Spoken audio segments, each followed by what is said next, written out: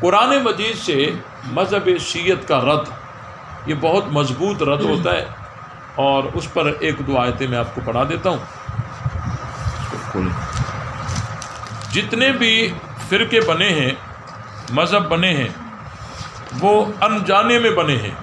کوئی پھسل کر بنے ہیں، کوئی آیت نہیں سمجھ سکا وہیں سے پھسلا اور ایک الگ فرقہ بن گیا، کوئی کہاں سے پھسلا. لیکن مذہب شیعہ یہ نا سمجھی سے نہیں وجود میں آیا. جان بوجھ کر یہودیوں نے اسلام کے مقابلے میں ایک سیمپل پیش کیا ہے جو اینٹی اسلام فرقہ ہے، اور یہ انجانے میں نہیں بنا، یہ جان بوجھ کر یہودیوں نے اس مذہب کی بنیاد رکھی. یہ بات سمجھ آئی کہ نہیں آئی؟ تو ایک آیت پڑھ لیتے ہیں.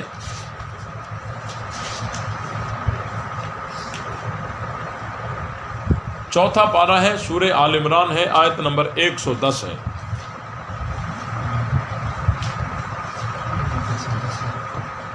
کنتم خیر امۃ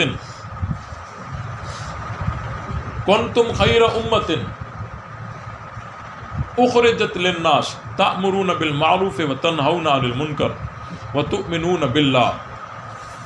تم بہترین امت ہو. ٹھیک ہے، یہاں جو ترجمہ کیا جاتا ہے نا کہ تم بہترین امت ہو، یہ ترجمہ درست نہیں ہے، کیونکہ یہ ترجمہ ہے صفت موصوف کا. حالانکہ یہاں خیر جو ہے اس کی اضافت ہے امت کی طرف، اور یہ اضافت منی ہے. اضافت کیا ہے؟ منی ہے. تو اس کا ترجمہ کیا ہوگا؟ تم بہترین امت ہو. تم بہترین امت ہو. ایک ہے بہترین امت ہو اور ایک ہے بہترین امت ہو. فرق سمجھ آ رہا ہے؟ یہ امیر قوم ہے، یہ امیر قوم ہے، اور یہ امیر قوم ہے. فرق سمجھ آیا؟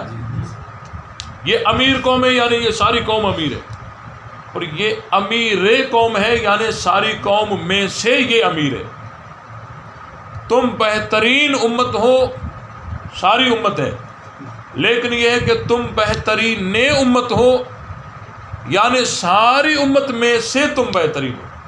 یہ بات سمجھ آئی کہ نہیں ہے؟ اب دیکھیں اللہ تعالیٰ فرما رہے ہیں کہ تم بہترین امت ہو. یہ تم کن کو کہا جاتا ہے؟ جو موجود ہوں یا جو غائب ہوں؟ ہاں بھائی. تو قرآن مجید کے نزول کے دور میں جو لوگ موجود تھے حضور علیہ السلام کے سامنے، جو موجود تھے وہ کون تھے؟ صحابہ تھے نا. تو اللہ تعالیٰ فرما رہے ہیں کہ تم بہترین امت ہو. قرآن مجید کی یہ آیت ان آیتوں میں سے ہے. اگر تمہارے پاس کوئی بھی کتاب نہ ہو، کوئی بھی حوالہ نہ ہو، کوئی بھی تمہارے پاس کتاب نہ ہو، مذہب شیعہ کو باطل ثابت کرنے کے لیے قرآن مجید کی یہ ایک آیت ہی کافی ہے. تم بہترین امت ہو. اس کو تھوڑا سمجھیے. اب دیکھیں اللہ تعالیٰ نے یہ بہترین کن کو کہا؟ اس میں تو کوئی اشکال کیل کال تو نہیں ہے نا، یہ تو کنفرم ہو گئی. اب ایک طبقہ ہے جو اپنے مذہب کی بنیادی کتابوں میں اس نے بڑی فہرست لگائی ہوئی ہے کہ یہ صحابہ بہترین کہاں تھے. انہوں نے تو کلمہ بدل دیا، خلافت پہ قبضہ کر دیا، باغ فتح پہ قبضہ کر دیا، متے جیسی عظیم عبادت کو روک دیا، تراویح جیسے گناہ کو جاری کر دیا، انہوں نے یہ کر دیا وہ کر دیا. یہ بہترین کہاں تھے؟ لیکن قرآن کہتا ہے کہ تم بہترین امت ہو. وہ فرقہ کہتا ہے وہ بدترین تھے، قرآن کہتا ہے بہترین تھے. تو اب ہم اس فرقے کی مانیں یا قرآن کی مانیں؟ تو پتہ چلا کہ اللہ تعالیٰ جن کو کہہ رہا ہے کہ تم بہترین ہو، اگر انہوں نے آگے چل کر باغ فتح غصب کرنا ہوتا تو اللہ کے علم میں تو پہلے سے ہی ہوتا نا. سمجھ رہے ہو نا؟ اگر انہوں نے آگے چل کر خلافت پہ قبضہ کرنا ہوتا تو اللہ کے علم میں تو پہلے سے ہوتا نا. اگر انہوں نے آگے چل کر خاتون جنت کے گھر کو آگ لگانی ہوتی تو اللہ کے علم میں تو پہلے سے ہوتا نا. تو اللہ ایسے لوگوں کو بہترین فرماتے لیکن اللہ نے بہترین فرما دیا ہے. اس کا مطلب یہ ہے کہ یہ ساری باتیں من گڑت ہیں. صحابہ بہترین ہیں. صحابہ کیا ہیں؟ بہترین ہیں. یہ بات بھی ذہن میں رہے کہ یہاں یہ شیعہ جواب دیتے ہیں, کہتے ہیں کہ دیکھو جی وہ اس وقت بہترین تھے لیکن بعد میں انہوں نے ایسے عمل کیے کہ اب وہ بہترین نہیں رہے. یہ بات ذہن میں رہے. ہم کسے کہیں کہ یہ بہترین ہے, کل وہ بدترین نکل پڑے, ایسا ہو سکتا ہے. ہم کسی کو اچھا کہیں, کل وہ برا نکل پڑے, ایسا ہو سکتا ہے. ہم کسی کو صحیح کہیں, کل وہ غلط نکل پڑے, ایسا ہو سکتا ہے. ہم کسی کو نیک کہیں, کل وہ بد نکل پڑے, ایسا ہو سکتا ہے. پھر ہم کیا کہتے ہیں, یار اندر کا پتہ ہمیں تو نہیں تھا. لیکن اللہ تعالیٰ جن کو بہترین فرما رہا ہے تو اللہ تعالیٰ ان کے دل کو جان کر اور آخری گھڑی تک یہ کون کون کون کون کون سے عمل کرے گا, اللہ یہ سب جان کر خبر دے رہا ہے. بات سمجھ آئی کہ نہیں آئی؟ اب اللہ جن کو کہتا ہے یہ بہترین ہے, اس کا مطلب یہ ہے کہ یہ آج بھی بہترین ہے اور آخری گھڑی تک بہترین. اللہ جن کو مومن کہتا ہے, اس کا مطلب یہ ہے کہ یہ آج بھی مومن ہے, آخری گھڑی تک مومن. اللہ جنہیں کامیاب کہتا ہے, اس کا مطلب یہ ہے کہ یہ آج بھی کامیاب ہیں, آخری گھڑی تک کامیاب. یہ بات سمجھ آئی؟ تو اللہ تعالیٰ فرما رہا ہے کہ تم بہترین امت ہو. خلافت, کرتاس, باغ فدق, متا, تراوی, یہ سارے الزام اس آیت نے رگڑ لیے یا نہیں رگڑ لیے؟ کوئی تمہارے پاس کتاب نہ ہو, بولو بھائی اگر انہوں نے آگے چل کر خاتون جنت کو گھر کو آگ لگانی ہوتی, اللہ کے تو علم میں پہلے ہوتا نا, تو اللہ ایسے لوگوں کو بہترین کیوں فرماتا؟ لیکن اللہ نے فرما دیا ہے. اس کا مطلب یہ ہے کہ سارے الزام غلط ہیں, صحابہ سچے. صحابہ کیا ہے؟ اب آگے چلیے. آگے اللہ تعالیٰ نے 3 خبریں دی. تم بھلائی کا حکم کرتے ہو, تم برائی سے روکتے ہو, تم اللہ پر ایمان رکھتے ہو. بڑا اہم مقام ہے. تم بھلائی کا حکم کرتے ہو, تم برائی سے روکتے ہو, تم اللہ پر ایمان رکھتے ہو. اب دیکھیں, ساری امت کو یہ حکم ہے کہ بھلائی کا حکم کرو, لیکن صحابہ کے لیے بتایا جا رہا ہے کہ تم کرتے ہو. ساری امت کو کہا جا رہا ہے کہ تم برائی سے روکو, لیکن صحابہ کے لیے کہا جا رہا ہے کہ تم روکتے ہو. ساری امت کو کہا جا رہا ہے ایمان لے آؤ, لیکن صحابہ کے لیے بتایا جا رہا ہے کہ تم ایمان رکھتے ہو. اب تم بھلائی کا حکم کرتے ہو, تم برائی سے روکتے ہو. ذہن کو تھوڑا منطقی بنائیں.